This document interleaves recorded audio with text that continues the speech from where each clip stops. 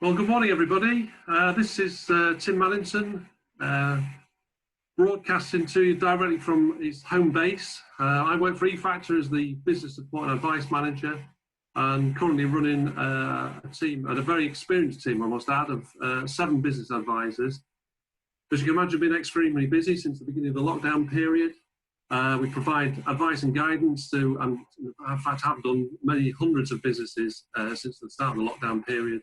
Who are wanting to access the financial measures that government have been introducing to help local businesses and their staff. I think it's been an extremely difficult time for everyone personally, and I hope that you're all managing to stay sane and, most importantly, virus-free within your own family units. From a business perspective, these are extremely worrying times, and all businesses are hoping that they can move back towards an active, productive routine as soon as possible. Clearly now, depending on which sector you're in, this will be much harder for some than others. Whatever the circumstances, however, the prospects for operating SME will change in some way or other, and eFactor businesses have started to look towards the future and the areas that businesses should be considering if they're going to meet the challenges ahead. Hence, the identification of our 7 steps to business resilience and the first webinar today focused on people.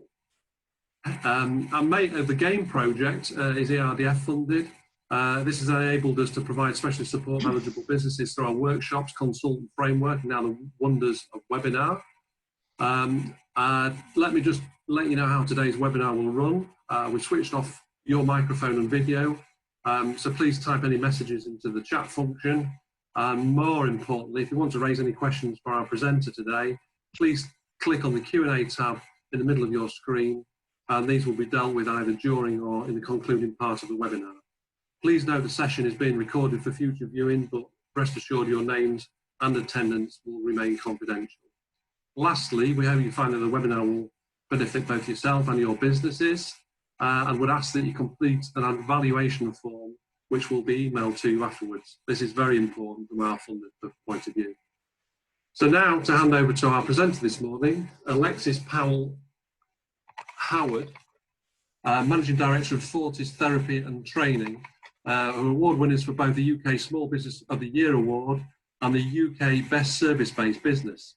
Alexis, also a TEDx speaker, listed as a top 100 female entrepreneur in the UK, clearly passionate about supporting and developing people. She's got a reputation for her pragmatic, innovative approach to supporting people and organisations, and I'm sure she'll have many tips today to help you to keep your workforce motivated. So I'll hand over to Alexis. Good morning. Okay, morning. Thank you, Tim. I'm just going to share my screen so that people can see my presentation. Just bear with me 1 second.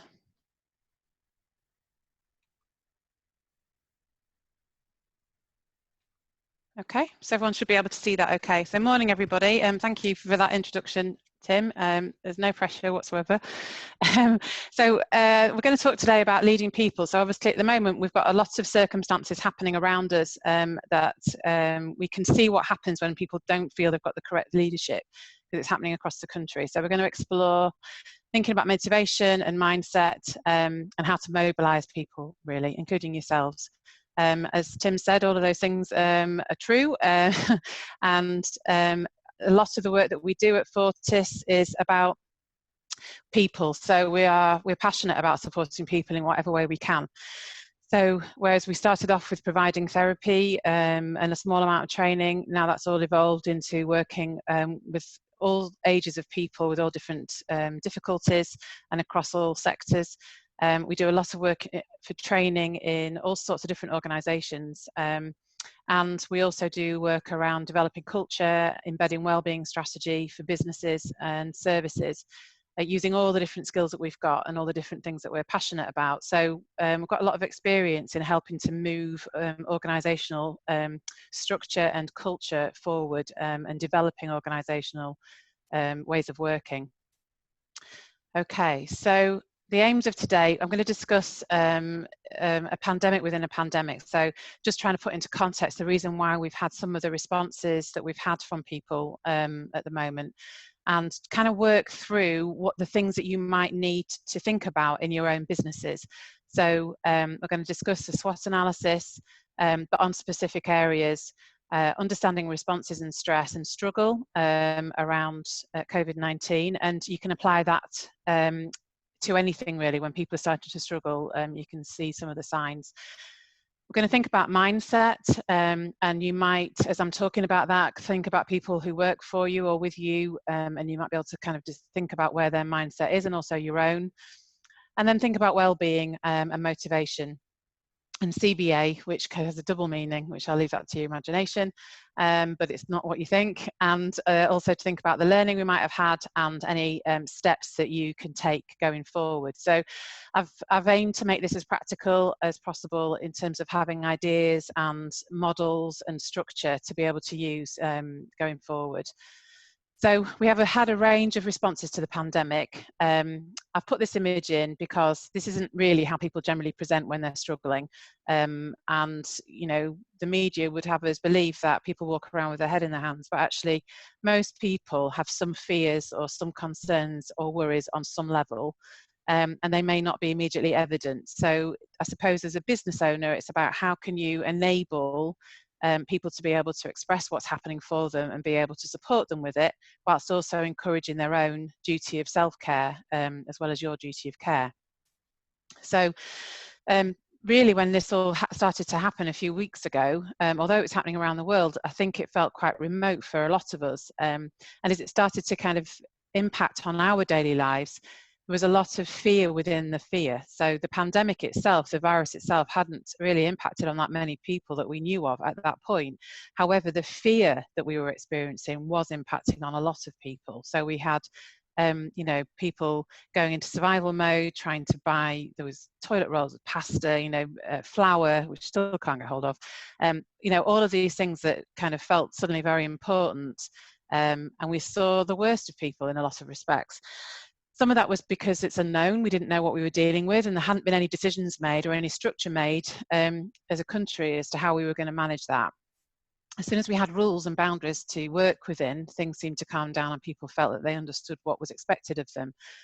We were advised, and are still being advised in a kind of confusing way at the moment, to go against our natural responses. So if we look at it from an attachment theory point of view, we want to be close to people we care about. And if we're worried about people, we want to go and make sure they're okay. And that means that we want that proximity maintenance, which is just checking in, physical touch and hugs, caring for others, all of those things that we are encouraged to do ordinarily, we were told not to do because it created risk. So that might be with our children, it could be with our parents, grandparents, it could be with our partners if we've got people who are shielding, or you know, it might be down to us and how we've got to manage ourselves. So that gave us a sense of actually we haven't got the skills that we normally would have to be able to manage this pandemic. I think a big part of this was being made of our vulnerability. We're made aware of our vulnerability. So generally speaking, lives have been very busy up until this point, although, you know, that's kind of heading back again, I suppose. We can distract ourselves from our vulnerability, and we don't ever expect that we can come across something in the main. I know cancer is a different thing, but something that is so quick that demonstrates our vulnerability, and we will all have responded to that in different ways. We've also had a loss of liberty, which in my experience of working with people over the last few weeks, some people have really struggled with, and other people have actually quite enjoyed just being kind of having to be home. We've also had choices removed. We've had control, limited control or lack of control, especially if we've been furloughed or we've maybe been made redundant within our working environments. Or we may have had the virus, in which case that might have affected us and felt that this virus was out of control. It may have affected loved ones. We might have lost people, and that whether that's family, friends, or work colleagues. So the pandemic within the pandemic, all the fears of what could happen and what we didn't have control over were definitely impacting on all of us as a society. And again, that's not normally how we function. Normally, we wouldn't all be experiencing the same thing at the same time. If you apply the Kubler-Ross curve, this you may have seen, we use this in relation to all sorts of different things, but you can apply it to change. You can apply it, it originally comes from when people are told that they have a life-limiting illness. This is the process that they tend to go through. And you can apply this to change in any circumstances.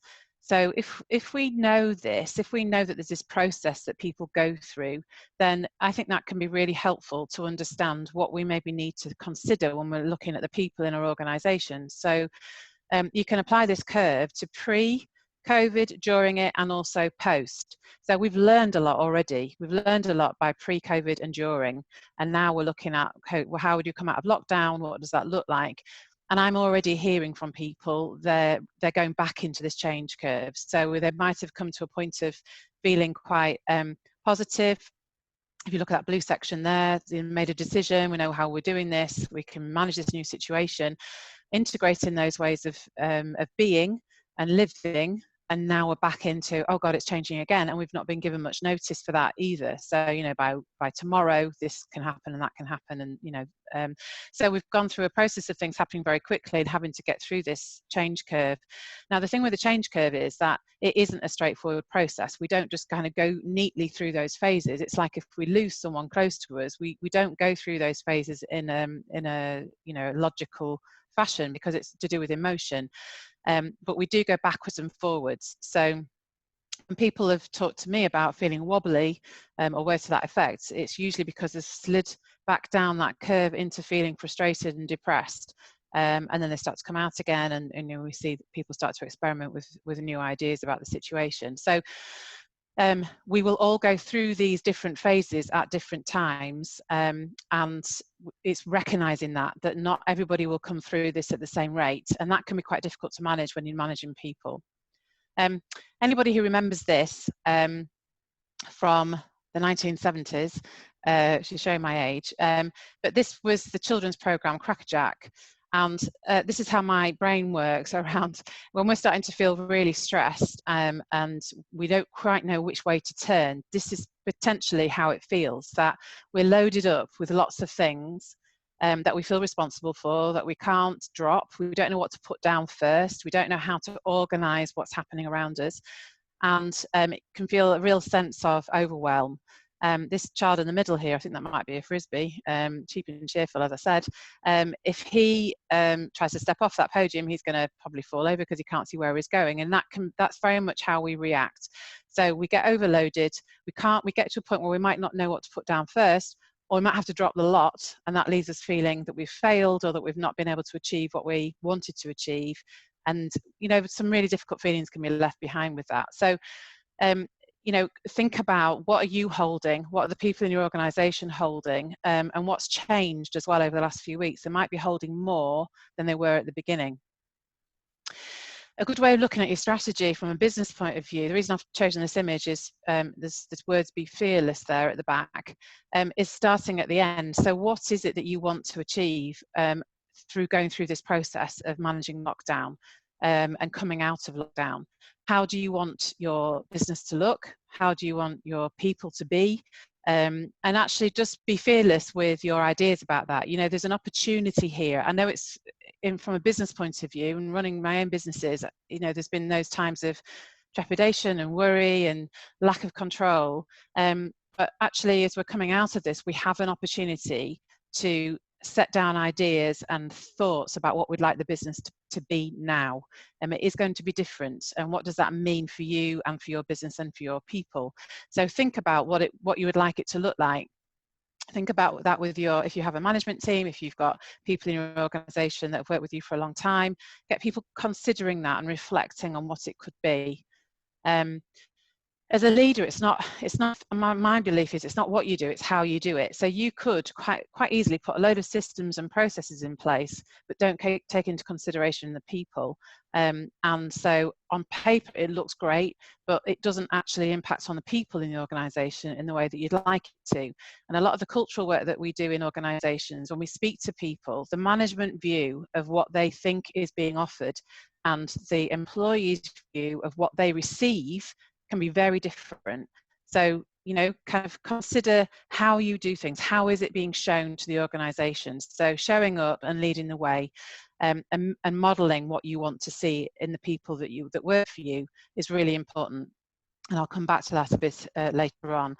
Get the support that you need. If you're a manager or a leader or you own the business, who can help you? Who can be a bit of a mentor, a sounding board, somebody that you can talk to that's outside of the organisation that means that that can keep you steady, because people are looking to you to be the person who knows. And actually at the moment there's an awful lot we don't know. And it's okay to say that. I think it's okay to not kind of feel that you've got to take all that responsibility on it yourself, but at the same time, you're going to need support. You know, this isn't over yet, and we've got a way to go. So think about your culture, use it as an opportunity to develop it. Maybe you want to increase your focus on certain areas. You might want to look at resiliency. You might have been thinking about looking at well-being. Maybe now's the time to embed that and to really kind of get to grips with it. You might be looking at health. There might be other things in your business that, you know, actually that's been on our list for a while. Maybe we can start to make that a focus now. If it's still a focus, it may have changed. If you are making changes, or you're, you know, there's a lot of fears around redundancies and restructures, what's happening with furlough, all sorts of things, then turn up your communication. Don't dial it down. If you don't communicate, you'll create fear. That lack of clarity means that people feel out of control, and it starts to affect their trust. So it affects their trust of you and what you're trying to do. We can absolutely see that on Sunday night with Boris.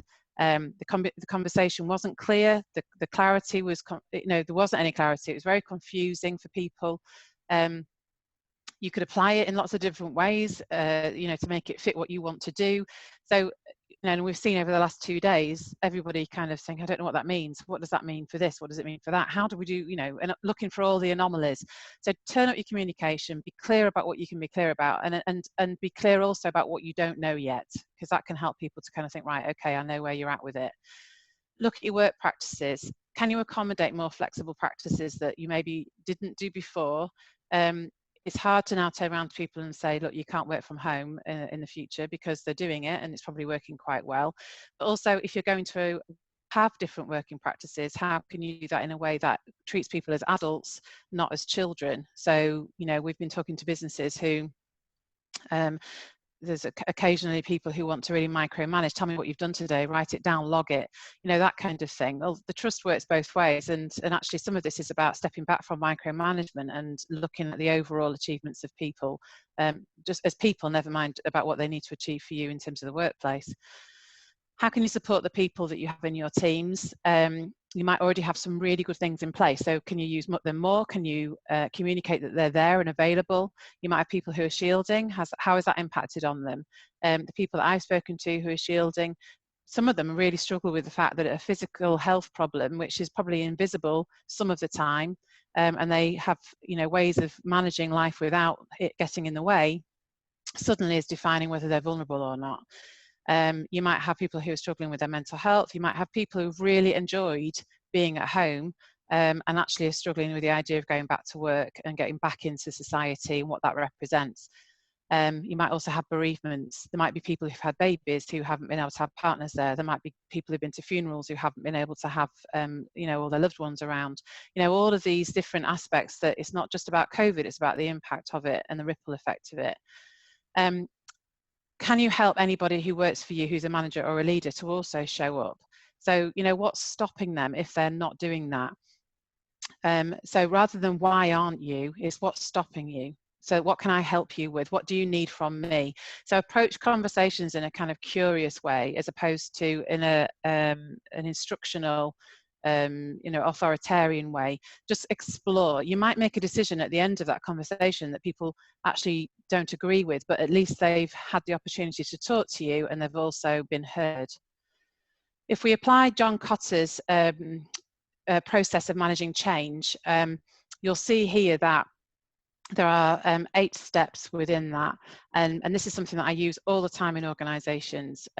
One of the main things with it is about looking at creating that sense of urgency, moving it, you know, having some pace behind what you're doing, but at the same time making sure that you're collaborating and you're listening and you're taking into account what people are saying. The powerful coalition part for me is about having people who may even volunteer to be a part of the process of change. You might have other people who, if you're a, you know, one-man band, if you're somebody who's you know, trading alone, who can help you to kind of support you with the ideas of what that vision for change might be in the future. Get some ideas going and start to kind of almost get your juices flowing from a mental point of view and a creative point of view. So looking at what your vision is, and then look at your obstacles, and we'll break this down a bit further in a second. We're looking at short-term wins, medium-term, long-term, and building on the change that you've already had. But the whole point of this, the two things, is keeping the momentum going, but also communication. If you don't communicate properly during change management, that's when you'll start to get stress and anxiety, and people will feel like they're being treated like a number and that they aren't included in the process. So going through that and the lessons learned from that, having been through these processes before, are important. If you break that down even further, your first step will probably be, having looked at what you want the end result to be, looking at these three areas. So looking at what your business does, looking at your people, and also your environment, which also means your culture, and do a SWOT analysis. So strengths, weaknesses, opportunities, and threats, and consider, what's internally, what are your strengths and your weaknesses, and what are your opportunities, and what are the threats from maybe externally that might impact on your plan.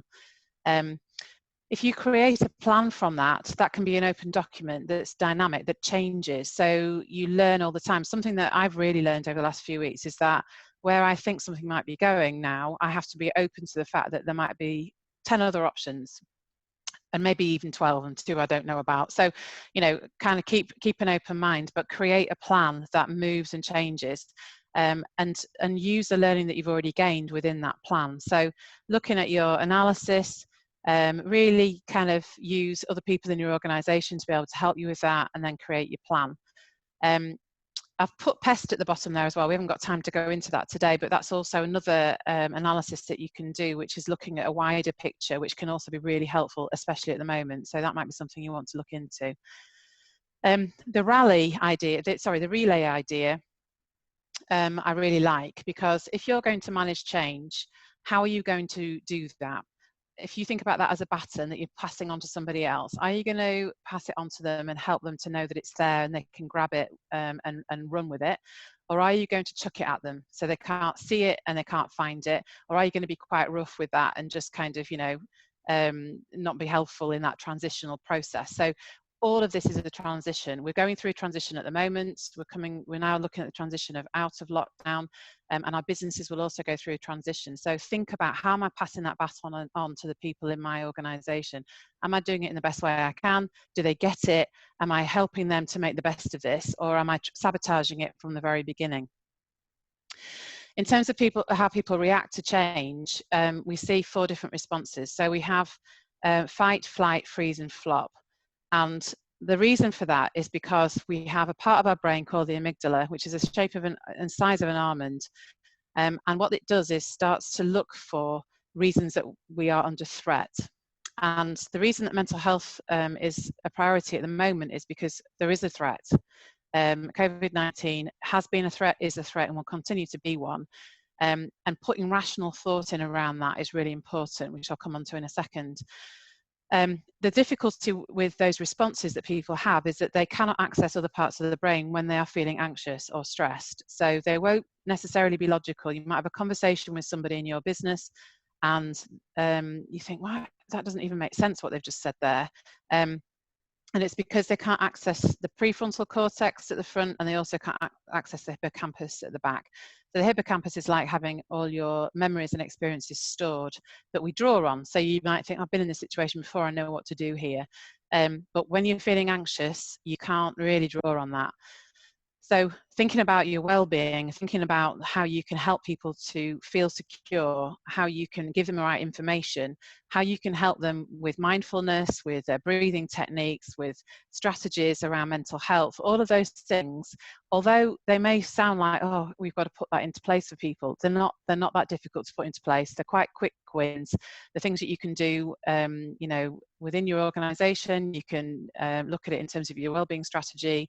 You can do it using webinars, information sharing, all that kind of thing. So there's lots out there that can support with that.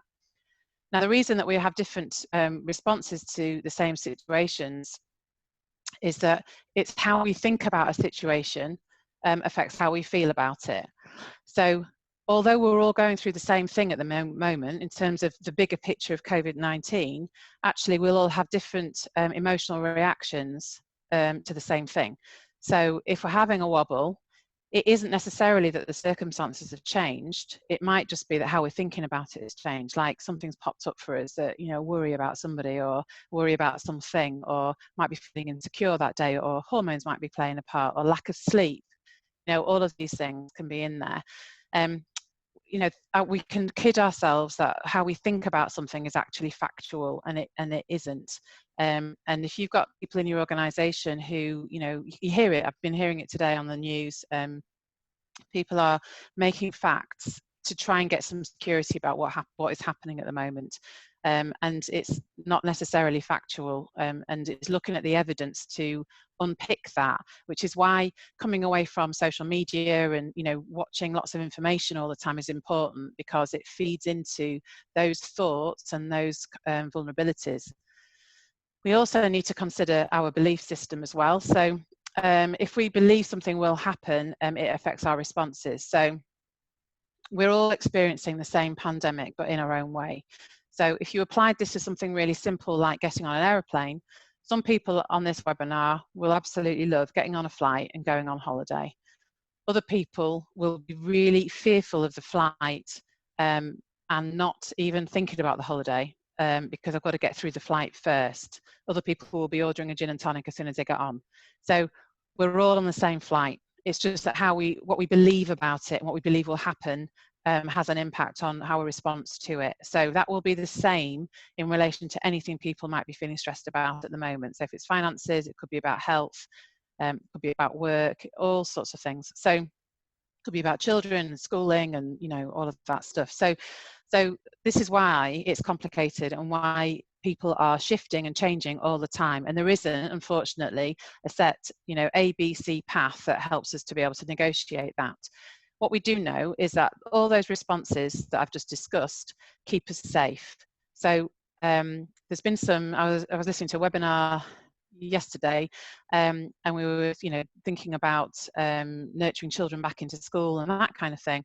That actually we know from the research, when we've had different pandemics in the past, different, you know, flus that have come out and people, lots of loss of life, that actually people, the thing that impacts on them the most is the length of time they're in that situation.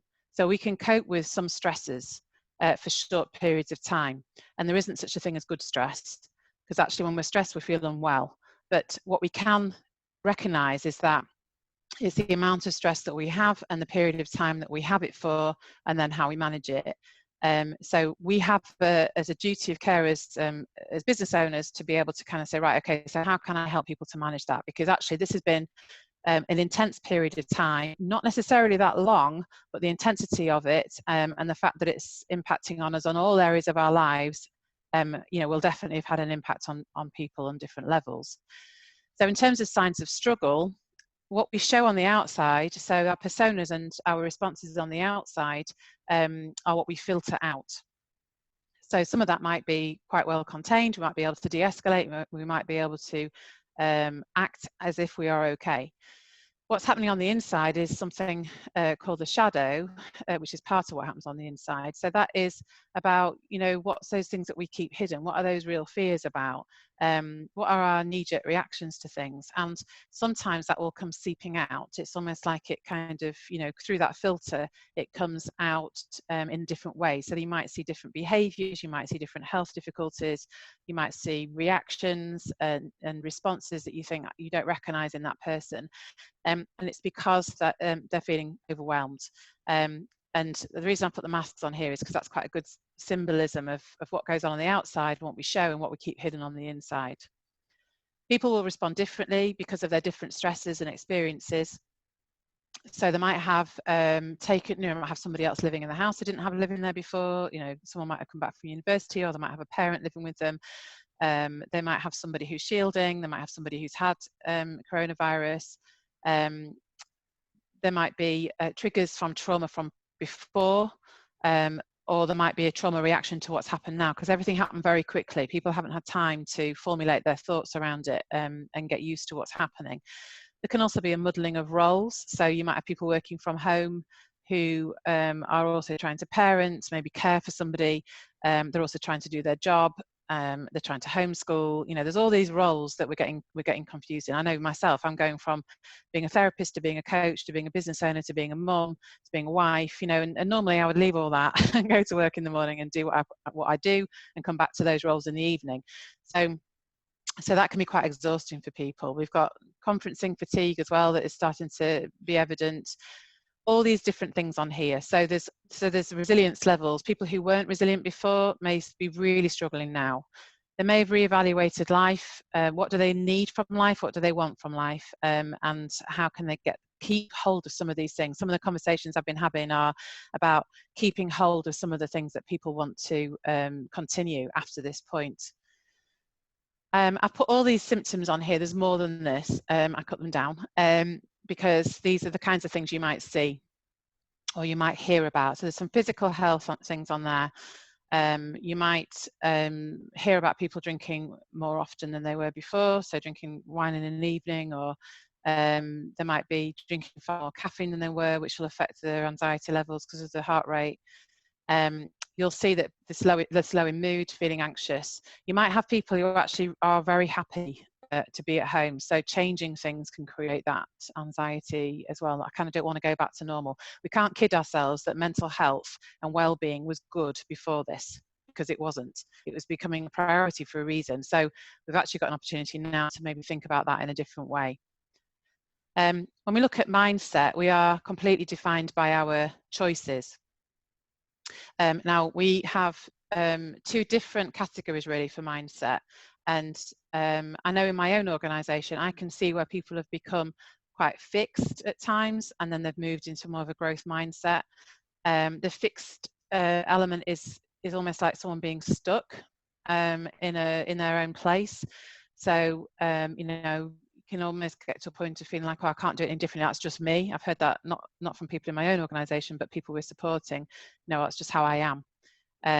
You know, so that I can't do anything about that, I can't change it. That any challenges or any confrontations will be avoided, and a real sense of being de-skilled by those things and disappearing. So you might see avoidance, you might see denial, you know, just kind of a sense of people stepping away and backing away. They might see making an effort as being unnecessary. They also might not think that they're good enough. So you see this defensive response, taking things personally, and then blaming others as well, like looking for a scapegoat or a way out, and becoming discouraged quite quickly. Now, if you look at that from a growth mindset point of view, you can see that there's this totally different positive psychology attached to it. And it's a big shift from a fixed mindset into a growth mindset if somebody's got stuck in that fixed place. Whereas a growth mindset is literally everything is there for me to develop and grow. I can master these things. I can identify areas to improve. I can take feedback on board, and I can use what's happening to work harder and better next time. So what we're trying to do is shift potentially people who might be in a fixed mindset or might be dipping into a fixed mindset because of fear, potentially, and get them to kind of understand that there is a growth. And if you go back to the curve I showed you at the beginning, the Kubler-Ross curve, again, this fits in with it, because people will be kind of more rigid and more fearful at the beginning of that process, and helping them to come through the other side, and also helping them to help themselves with that as well, is going to help you as a business manager, a leader, an owner, to be able to manage your people and mobilize them through this process. I've put this quote in because I think it really fits, because I always think about, I'm a systemic practitioner, so I think about businesses and systems, groups of people as if you think about it, like a component of a wider picture. So they're called subsystems. So we look at the people within that big system, what's the subsystems within it. Now, if you consider that the managers and leaders within an organization are almost parental figures, especially at the moment, because people aren't sure, and if you look at that, you could look at that at a macro level from a government point of view as well, which is a bit scary actually when I say that, children aren't necessarily good at listening to their elders, but they will imitate them. And that's the same thing in your business. You want people to look up to the people who are managing and actually want to imitate them in that positive way. So if there's negative things going on, you'll see that ripple effect within the subsystems, within the wider view. Now, wellbeing and motivation is something that needs to be a priority within that SWOT analysis. You know, so what do we need to do about wellbeing? What were our priorities before? What do we need to change them to now, or do we need to do more on what we already had? Or did we not have one at all before? And also motivation levels. It's not a constant, which I'll talk about in a second. So something that I work with in organisations is about the 7 steps to embedding wellbeing strategy. There is about 7 steps on that image. There's a little sneaky one at the bottom there.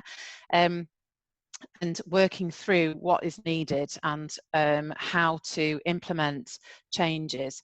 It takes time. So although you might want to mobilise quickly, and that's absolutely the right thing to do at the moment, is to make decisions and put things in place, actually some of these things also need consideration and reflection and thought, and will take time to change as time goes on. So you've got change you've already been through. How can you embed a wellbeing strategy that helps you to get to that end result that you want to be at, with happy, engaged people, where you get lots more discretionary efforts, where people are engaged with your whole way of working, your ethos as an organisation.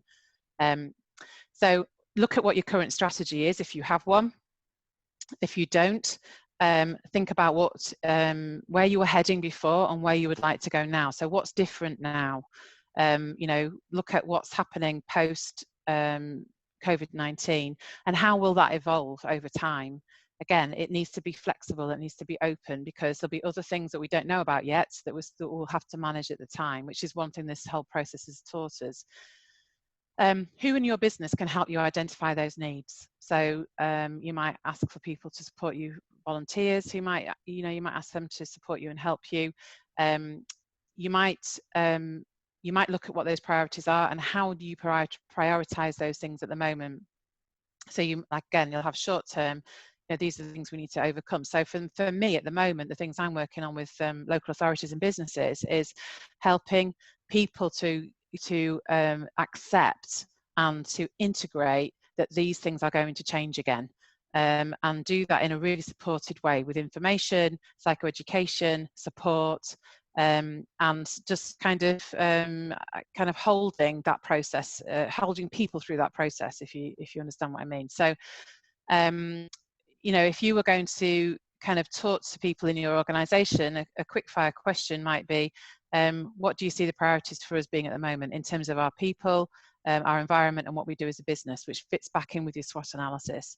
So they might say, well, I think it's this, this, and this, depending on the circumstances and the conversations they're having, and then they'll have other points of view from other people. So it's taking all of that into account and then negotiating and navigating your way through it. When we look at motivation, this is an image that shows we dip. So on this as an example, if spending is cut, which we often see when we get into recession and people have to hold back on funding, we realise that actually, wow, that's a big change. So our motivation levels drop. It's like we've got to overcome that. Now you put that in the context of what we've already been overcoming over the last few weeks, or trying to overcome. That's a lot of resource. That's a lot of resilience that you're looking for from the people. So we then get inspired again with what we want, what we can do, we get ideas, we start to put actions in place, and then we kind of come down again. So what we're looking to do is smooth that out. Now that orange line kind of goes downward. I would want it to be more flat than that. So how can we keep people's motivation going? What can you do when they start to dip? How can you use feedback, positive psychology, to be able for people to be recognized for what they are doing and what they do offer, and also what they're good at.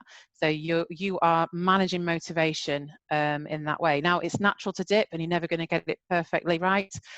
If you look at athletes, they're looking to try and keep their motivation on a fairly level playing field all the way through training, keep motivated through any events they're going for, and that really takes incredible mental strength and commitment and focus to be able to do that, which in the light of where we're at the moment may not be where people are. So it's keeping that in mind, that will dip and it will come back up again.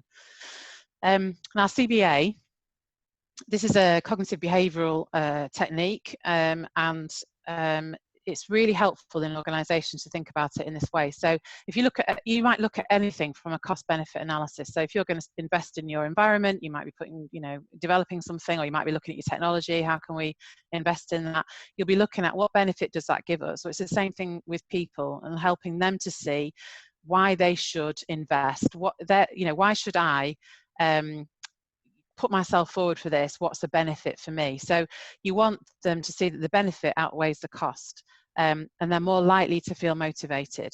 So if I put this into context, I did a group meeting yesterday with my team. So there was about 24 of us, I think, on the Zoom call. And we're talking about, right, how do we get back into doing the work we do face to face? What do we do about schools and businesses? How do we manage our buildings? We've been talking about this for a couple of weeks. And there was somebody in the call who's already back in an organisation and going in 4 days a week to support people. He was really positive about going back in, that she felt very frightened beforehand, that we'd supported her through that her experience was really good, that she loved it, that could see the impact she was having. Now, immediately it shifts, because suddenly there's someone saying these are the benefits to this potential cost. And the whole atmosphere changed around, okay, how can we do this in a positive way? People were more motivated. They could see how there might be a benefit. They could hear that there'd been a process to go through mentally. So think about, the costs in people's minds are, what are the disadvantages to me? And the benefits are, what are the advantages? So think about how you can have that kind of conversation with people. What are your fears? So what do you think might happen? And what are the benefits in doing this anyway? And doing it in the right way and in the most managed way possible. So just to come on to learning and next steps, and then we'll move on to questions. So you've learned loads already. There's businesses out there who are capitalising on the learning they've already had from the process they've been through during COVID-19, where they're actually putting their teams out to be bought in by other companies to help them with strategy around these kinds of changes. The thing to remember is that corporate memories, however big or small your business is, are short term. The learning from things is often short term. You'll have some people who really hang on to it, and there'll be others where that experience is lost. And that can be as team members move on, it can be as managers move on. So trying to capture what you've learned from this and how that will impact on your policies, your procedures, your strategies going forward, all of that is really important, because we may or may not find ourselves in a position that's similar to this over the next few years, and in the future. So how can you learn from it? Have the discipline as well to create time to consider and reflect on the learning that you've got. So what's worked well, what hasn't worked well. I was talking to the Humberside Police yesterday, because we do a lot of work for them, and we were reflecting on Lancashire Police and what they put in place from a wellbeing point of view for staff, and a hotline immediately and everything like that. And Humberside Police have been an opposite response, and people who could have done that work were actually used for an HR function. So for a couple of weeks that was lost. So what impact has that had on people, and what can we learn about that for the future? So reflect on it. It doesn't mean to say that you're no good as a business owner or as a manager or as a leader. We didn't know what we were doing, and we've all made mistakes, but it's what we do with it that counts. And be collaborative in that reflection. So involve your teams. You might, if you've got really big teams, you might want to use SurveyMonkey or something like that. If you can get managers to have those conversations, then people will feel far more engaged if they feel that they're influencing how you do these things in the future. And I really like this quote at the bottom here. So visible felt leadership is, people want to see what you're doing, they want to feel it, and they want to be engaged with it. And the speed of the leader is the speed of the gang. So if you are somebody who can encourage people and motivate them and get buy-in from them, inspire them to be engaged with what you're doing, they will come with you. But they will also be trying to keep up and keep the speed, which, as I said, it's the balance between the speed of change and trying to make sure you've got things in place and you learn and you plan with hearing and listening and reflecting and collaborative ways of working as well. So just to finish, really, in terms of next steps, think about putting support in place for yourselves. Who's a sounding board? Who can you trust? Who hasn't got a vested interest in advising you one way or another? You know, that might be, I'll sometimes call eFactor and talk to somebody there. It can be somebody within your wider circle. It could be a networking group you're already a part of. Work collaboratively with people, actively listen to what they've got to say. One of the biggest themes that comes out with any work that I do in organisations around culture is that people don't feel that they are listened to by managers and leaders. And it's not about what you do with that. It's not that you've actually acted on what you've heard. It's that they've felt that they've had a contribution and that's been important and valued. Make sure your conversations are adult to adult. That means try not to be a kind of in a controlling, authoritarian leadership style. If you can, try and keep balance with people, hear what they've got to say, and approach them in that very rational, logical way, then most of the time you'll get a logical, rational response back. If someone's really struggling and you don't get that response and they become very emotional, then you know there's something else going on for that person. So look at the context of the individual. What do they need in order to be able to function in a different way, in a better way, in a more helpful way? Use positive endorsement. You know, I've got a small business and I sent all of my guys out a gift last week with a card saying why they'd been so incredible over the last few weeks, why I appreciated what they were doing, thanking them for their commitment and for their involvement in what we do. And the messages I got back last week were lovely. And it just seemed to hit right, that people, when they were feeling a bit low, it picked them up and they came back on board with what we were doing. Get your boundaries clear. So your boundaries are important. So we know that. We know from the beginning of this process that the boundaries weren't clear and chaos you know, ensued. And it's similar at the minute, although we haven't got toilet roll buying, we've got people not being clear and not sure about what to do and questioning, wanting more clarification. So, you know, boundaries are important, but don't put in unnecessary rules. If you are trying to put in lots of rules and regulations, if you like, you'll have an awful lot more to manage. Just try and pick your battles with that. You know, make decisions around keeping people safe, and there's going to be a transition whilst people get back on board fully with what you're doing. Keep reviewing your plan. Choose people who can help you for that, and you know, if they're volunteers, then brilliant, because the chances are they've got a reason that they want to volunteer, and that can be helpful. And look at your short, medium, and long-term priorities. So be flexible with them, but you're looking to manage that workplace well-being. That can be anything from mental health, emotional well-being, physical health, financial health, and your environment and others. So when I do well-being in different organisations, they generally fall under those 5 categories, but there can be others as well that are specific to those environments. So you know, just consider where people are and what they might need. If it's financial health, absolutely, you know, you're not in a position to advise them on that, but you can bring people in who can advise them on that or direct them to places. So it might be information giving, it might be education, or it might be actually, you know, putting some support in place for people. Okay, so has anybody got any questions? I'll stop sharing my screen. If anybody wants to email me or follow on LinkedIn or message on LinkedIn or whatever, then please do. We've also shared a hub on our website of loads of resources, tips to help people, blog posts, images, all sorts on there. So please feel free to download anything that you need from there, because it's all free content. Well, thanks, Alexis. That's really good. Thank you very much. We may have a question just coming into the screen now. They're asking about the presentation, whether or not it's going to be available after the webinar. I said, yes, we will send the recording out to people as they need it. A couple of questions I had for you, as you were running through what you were talking about then. Businesses often bandy about this phrase that they're an employer of choice. Now, from your point of view, what do you think are the key driving factors so that this becomes recognised when it's identified in the first place, or is it just someone chooses it because it makes the company look good, that they think themselves as being an employer of choice? You know, that I think it comes back to that cultural stuff, that you can create evidence to show that you're an employer of choice, that you have things on offer and that it's available to people and how you function.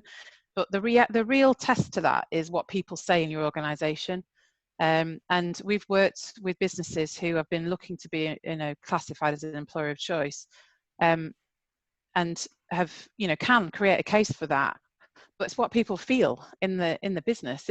If you recruit somebody and you're advertising being an employer of choice, but actually so the decisions you make are based on purely on business needs alone, and people feel alienated or they don't feel valued, you'll have a turnover of staff anyway, and you'll have absenteeism rates that are really high. So for me, there is no quick win. There's no quick process to that. It's about really looking at every level in your organisation and thinking about what that actually means. Somebody who's working on the shop floor, as it were, their idea of what an employer of choice means to yours as the person who's running the business can be very different.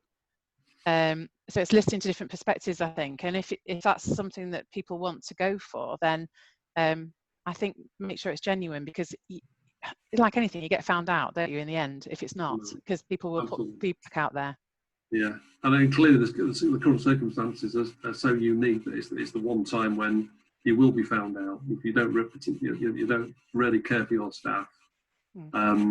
It will show big holes in your organisation from that perspective. It does, and there's so many ways people can communicate that now. The ripple effect of that is, and sometimes it's not fair. Businesses are doing what they can, and as you said, it's unprecedented. We don't know. I mean, I've been figuring it out as I go along, just as much as anybody else has, and that's all right. But use what we've learned already to be able to inform what we decide in the future, I think. Yeah. The other thing that obviously is everybody's mind at the moment is this new way of working remotely, and the sudden thrust into using conferencing tools, and etiquette aside, it's just how that impacts on people's ability to be able to feel that they're part of the team in the same way, and really share workload as well. I'm thinking back to that great slide at the beginning about Crackerjack, which unfortunately I remember very well as well. And to this day would still like to warm the pencil, but, yeah. As long as it wasn't the cabbage. Yeah, exactly. That's right. Yeah, but it's a great analogy, isn't it? And the fact is, I think being part of a team is people being comfortable in being able to pass things across to somebody else to help share that workload. And being in a physical proximity to people on a more regular basis, and to some degree in a more casual approach, which enables you to be able to do that in a less formal way. Do you think it's going to be harder using webinars to be able to do that? I mean, it's almost, you have to be very formally laid out about who does what. And I know there's a sense of needing to do that and running any sort of organisation anyway. But are we going to lose some of those nuances that we would get when we're generally together every day? Yeah, I think we gained something in that we're able to carry on doing what we've been doing, and for us it's been brilliant because we can continue to do therapy and coaching and everything we do using these different mediums, which has been fantastic. But you do lose a lot of non-verbal communication. You lose a lot of that kind of quick fun because you're having to kind of be cautious of who's speaking and can I go, because you can't hear each other, so that gets in the way. I think people find Zoom and Teams and all these different platforms quite fatiguing because they're on it a lot, and there can be that kind of almost like a fatigue, that's compassion fatigue almost, that just kind of kicks in. Like my family asked if we could do a Zoom quiz last night. I was like, no, I've been on it all day, I don't want to socialise on it tonight. So for me, I was talking to business yesterday, and that some of the staff who've been working in this way have really enjoyed being able to be at home and found that they're actually more productive because they've got less distractions. Some have got more because they've got young children at home. But I think going forward, there's a real balance to strike with having this kind of medium because it's effective and it's efficient and it saves you money, saves you costs, with the balance of having that people interaction and what great stuff comes from that as well. So it may be that we have a balance of the two, and I think that would be probably more beneficial for people than really having one or the other. And I think as well, like that Crackerjack idea, that you're more likely face to face to say to somebody, no, actually I'm not having a very good day, than you are on a Zoom call when there's 5 other people on it. so it's making time for that individual check-in, which I appreciate. If people have got bigger businesses, that can be tricky, and you've got to rely on people to have that. Yes, so I suppose to some degree you've got to be careful that you're not just making them all group sessions, and you don't, you know, as a general rule, without thinking, well, actually the one-to-one conversations that you may even do on the phone rather than, you know, again, you know, the fact that people are forcing to look at them all the time is not necessarily comfortable, you know, depending on the subject material you're talking about. So I suppose there's that whole thing will evolve as time goes on. But I don't think the telephone call's dead, is it? By any means. No.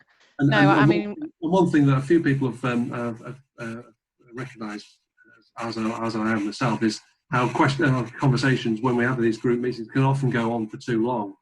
You know, it's you know, and I can see people hanging on, thinking, well, I really want to get on with the work, but I've got loads to do.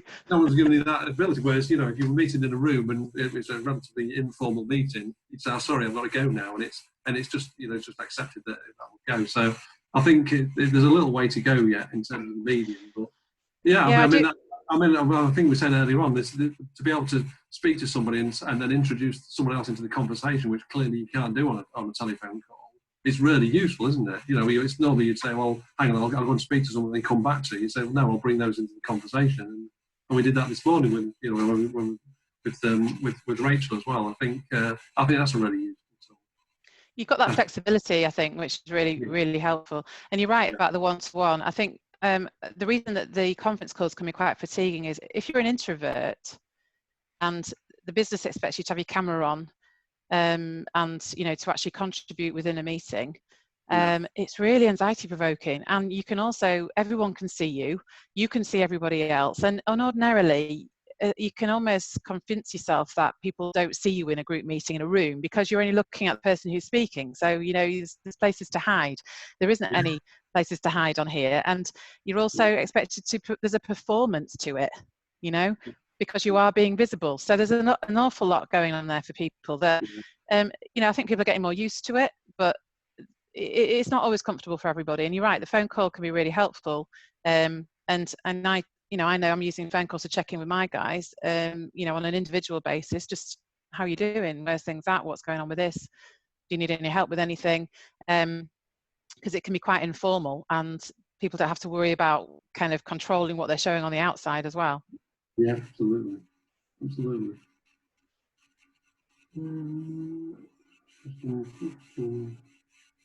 Yeah, that's fine. That's fine. Well, we haven't got any more questions come up at the moment, so if that's okay, I think we'll draw that to a conclusion. Hopefully, everybody's found that very interesting. Human psychology is a fascinating subject, isn't it? You know, I love it. This flow of emotions, which all of us are suffering from, is a difficult thing to manage in your own world. Never mind looking at your employees as well and taking their situation into account as well. So it's something I was just going to add to that, Tim. Sorry, was just a conversation I had this morning was around actually as well. We've had a lot of time potentially to think about ourselves and reflect on ourselves, which can be uncomfortable for people. So that can bring all sorts of things up, you know. So it's something to think about too. Yeah, absolutely. Yeah.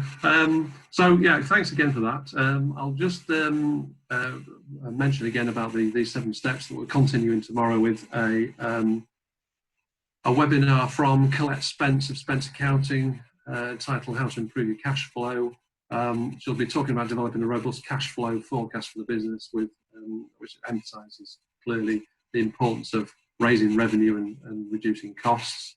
And then on Thursday, we've got John Gilbert from Eskimo Soup, a marketing agency, deals a lot with the social sector, and he's going to be discussing the best ways of building engagement with customers at Holden View, and also ensuring that you bring your ingenuity into the mix when you're developing your strategy.